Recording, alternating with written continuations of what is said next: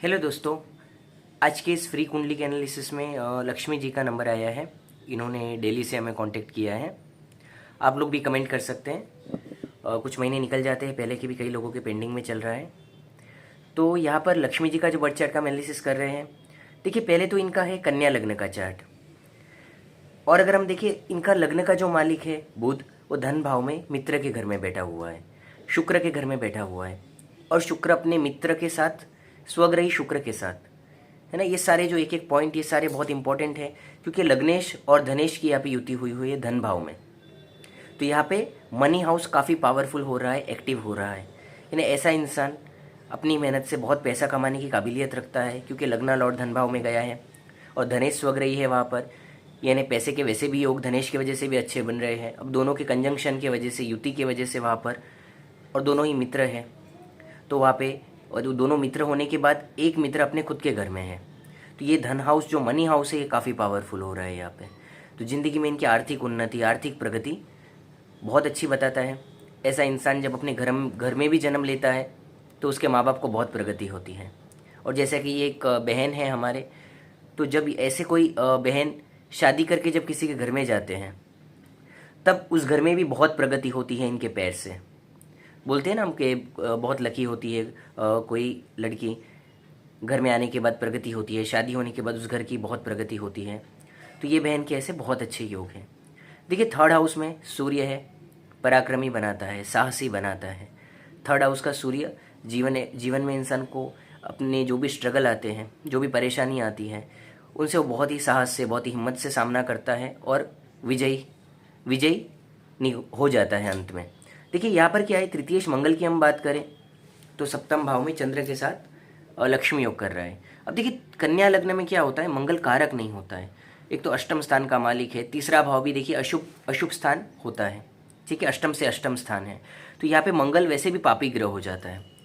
तो अब ये 7वें घर में गया है ऐसा पापी ग्रह, और चंद्र लक्ष्मी योग बना रहा है चंद्र के साथ आकर, ठीक है। अब देखिए चंद्र भी त्रिषडाधिपति है, 11वें भाव का मालिक है, ठीक है। यहाँ पे देखिए वारसागत संपत्ति, ससुराल से लाभ, 8वां घर ससुराल का है, कुछ ऐसी चीज़ें तो अच्छी होगी यहाँ पर, क्योंकि मंगल मित्र के घर में है, गुरु के घर में है। अब चंद्र मंगल का जो लक्ष्मी योग यहाँ पे हो रहा है, ये आर्थिक मामलों में जीवन साथी से जैसे इनकी भी शादी होगी, तो इनकी खुद की शादी होने के बाद भी ये फाइनेंशियल ग्रोथ वगैरह देखेंगे।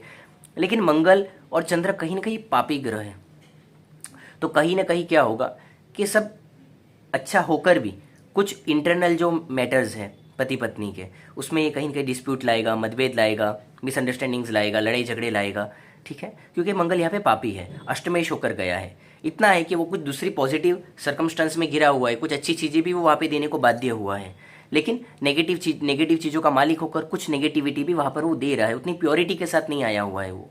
तो यहाँ पे थोड़ा सा दाम्पत्य जीवन में कभी ये लेट भी करवाता है। देखिए दो चीज़ें होती है, 7th हाउस जब बिगड़ता है वो लोगों के साथ क्या होता है, कुछ लोगों को लेट होता है, और लेट होने के बाद कुछ लोग ठीक है एडजस्ट करके लाइफ निकालते हैं। कुछ लोग को लेट होने के बाद योग अच्छे होते हैं, तो लेट होने के बाद उन्हें ज़्यादा एडजस्ट भी नहीं करना पड़ता है, उनकी लेट होने के बाद उनको एक अच्छी लाइफ मिलती है। लेकिन ऐसे योगों में क्या होता है कि ऐसे ग्रह, जब ऐसा नेगेटिव ग्रह आते हैं तो मैरिज होने के बाद भी कभी किसी को लेट भी कराते हैं, और लेट होने के बाद भी आपस में मतभेद, कुछ परेशानियाँ, कुछ दिक्कतें देते हैं, जिन्हें दोनों को मिलकर, अगर दोनों पति पत्नी दोनों मिलकर अगर यहाँ पे मैच्योरिटी से हैंडल करें तो यहाँ पे फ़ायदा हो सकता है। देखिए छठे भाव में जिस तरह आपका राहु है, ये सब आपके लिए देखिए कैरियर के लिए तो काफ़ी पावरफुल कुंडली बन रही है। अगर आप खुद कुछ करते हैं, ठीक है, तो आपके लिए काफ़ी पावरफुल कुंडली है। और देखिए इसमें आपके सिर्फ जॉब के ही योग नहीं है, खुद के बिजनेस के भी बहुत अच्छे योग हैं। आप खुद का एक कैरियर भी बना सकते हैं, खुद बॉस बन सकते हैं, खुद की कोई कंपनी चालू कर सकते हैं जिसमें आपको नॉलेज हो, ठीक है, जिसमें आपको एक्सपीरियंस हो, जिसमें आपको नॉलेज हो। ऐसा नहीं कि आपने सुना रैंडमली कुछ भी चालू कर दिया, ठीक है। प्रॉपर आपको किसी चीज़ का नॉलेज है, आप कुछ करना चाहते हैं तो आप जॉब भी कर सकते हैं, और कुछ सालों के एक्सपीरियंस के बाद किसी फील्ड में खुद का कुछ काम चालू करना हो तो कर सकते हैं। खुद के बिजनेस के भी यहाँ पे बहुत अच्छे योग हैं। और देखिए बुध शुक्र दोनों हैं, तो यहाँ पे कई सारी मल्टीपल बुध की, शुक्र की, आपको कैरियर में मल्टीपल लाइन्स यहाँ पे देख सकते हैं आप, ठीक है। कैरियर के ऊपर भी हम लोग ऐसा होता है एक वीडियो बनाएंगे, ठीक है।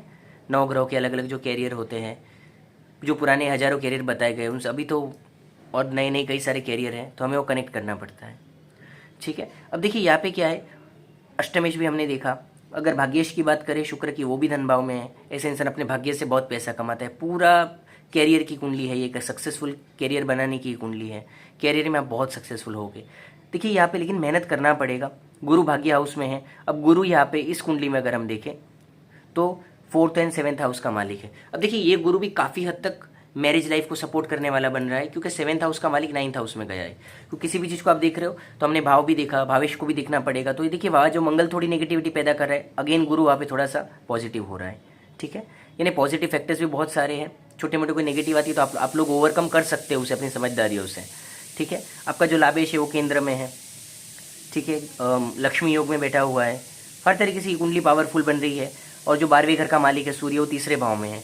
देखिए वो विदेश यात्रा का 9वां भाव भी विदेश यात्रा के लिए देखते हैं, 12वां घर भी देखते हैं। विदेश यात्रा के भी आपकी कुंडली में योग है यहाँ पे सूर्य की पोजीशन की वजह से। 12वें घर का केतु है। ये आपको अगर आप स्पिरिचुअल लाइफ में आगे बढ़ते हैं फैमिली लाइफ के साथ साथ, तो उसमें भी ये केतु आपको बहुत फ़ायदा करा सकता है। इसके अलावा जनरली एक्सपेंस बढ़ाएगा, फालतू के खर्चे बढ़ाएगा, और उसके वजह से थोड़ा सा आपको कभी अनएक्सपेक्टेड खर्चे आ जाएंगे। कभी आपने कुछ सेव किए, कुछ अगर अनएक्सपेक्टेड बड़े बड़े खर्चे आ गए तो वो थोड़ा कहीं ना कहीं डेंट लगाएगा सेविंग्स में। बाकी स्पिरिचुअलिटी के लिए ये प्लैनेट बहुत अच्छा है, इसकी पोजीशन बहुत अच्छी है।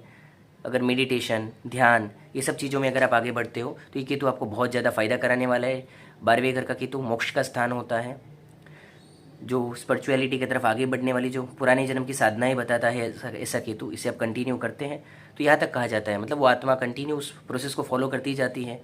तो वो एक जैसा मोक्षकामी आत्मा बोलते हैं कि स्पिरिचुअलिटी की तरफ से वो एक ऐसा नहीं कि एक जन्म में वो इंसान चला जाएगा, पर वो एक बताता है कि वो उस कहीं ना कहीं पुराने जन्म का उसका ऐसी चीज़ों के साथ कनेक्शन रहा है, वो भी जुड़ा है। और वो अगर आप उसको फॉलो करते जाइए, ये पता नहीं कितने जन्मों के प्रोसेस होते हैं। अब देखिए कोई इंसान 1 साल में कई साधनाओं को हासिल कर लेता है क्योंकि उसको सिद्धि मिल जाती है। ऐसे भी कई एक्सपीरियंस है, क्योंकि पुराने जन्म की कई साधनाएं उनके अंदर होती है, वो फटाक से इसलिए फास्ट काम कर लेती हैं। और कुछ लोग जो अभी स्टार्ट करते हैं उनको 10 साल में भी वो रिजल्ट नहीं मिलता है, जो कुछ योगियों को 1-2 साल में मिलता है, क्योंकि वो पहले से पास्ट लाइफ से उनका कुछ चीज़ें अंदर पड़ी हुई हैं, उन्होंने उसको इकट्ठा किया हुआ है। आपने 10 साल का एक सेविंग किया हुआ है समझिए, और कोई इंसान 1 साल का काम कर रहा है तो आप बैठे बैठे भी आप चला लेंगे, और वो इंसान नहीं कर पाएगा उतना फास्ट। तो देखिए ये सब कुछ पास्ट लाइफ का होता है। ओवरऑल में देखिए लक्ष्मी जी का भी ये नवमाइश जो आपका कुंडली है लक्ष्मी जी, देखिए यहाँ पे नवमाइश में आपका गुरु भी पावरफुल है, बुध भी बहुत अच्छा है, सूर्य बहुत अच्छा है, शुक्र बहुत अच्छा है, राहु वर्गोत्तम है, बहुत ही अच्छा है। ठीक है, शुक्र भी वर्गोत्तम है। वर्गोत्तम प्लैनेट्स उच्च के जैसा फल देते हैं। चार्ट रियल में काफ़ी एक्स्ट्रा ऑर्डिनरी चार्ट है, कम चार्ट इतने अच्छे देखने को मिलते हैं। लेकिन थोड़ा बहुत देखिए जिस तरह अष्टमेश मंगल की लग्न पे दृष्टि है, थोड़ा स्ट्रगल तो है लाइफ में, लेकिन स्ट्रगल से सक्सेस भी बहुत हासिल कर पाओगे आप। ठीक है, इसके लिए आप हनुमान चालीसा का डेली पाठ करिए, हनुमान जी के मंदिर जाइए। ठीक है, अभी देखिए 2024 तक 8वें महीने तक आपको सूर्य की महादशा है, और उसके बाद आपको चंद्र की दशा लग रही है। ठीक है, सूर्य की दशा ठीक है, हार्डवर्क करने का समय है। चंद्र की दशा में फाइनेंशियल ग्रोथ्स के अच्छे मौके मिलेंगे, अच्छा कर पाओगे। ठीक है दोस्तों, चैनल को लाइक शेयर सब्सक्राइब करिए ज़्यादा से ज़्यादा। आप लोग के लिए ऐसे इंटरेस्टिंग वीडियोस हम लोग लाते रहेंगे। चलिए मिलते हैं अगली वीडियो में। आप लोग भी अपनी ऐसा वीडियो बनाना चाहे कमेंट कर सकते हैं, कुछ महीने लग जाते हैं। ठीक है दोस्तों, चलिए बाय बाय।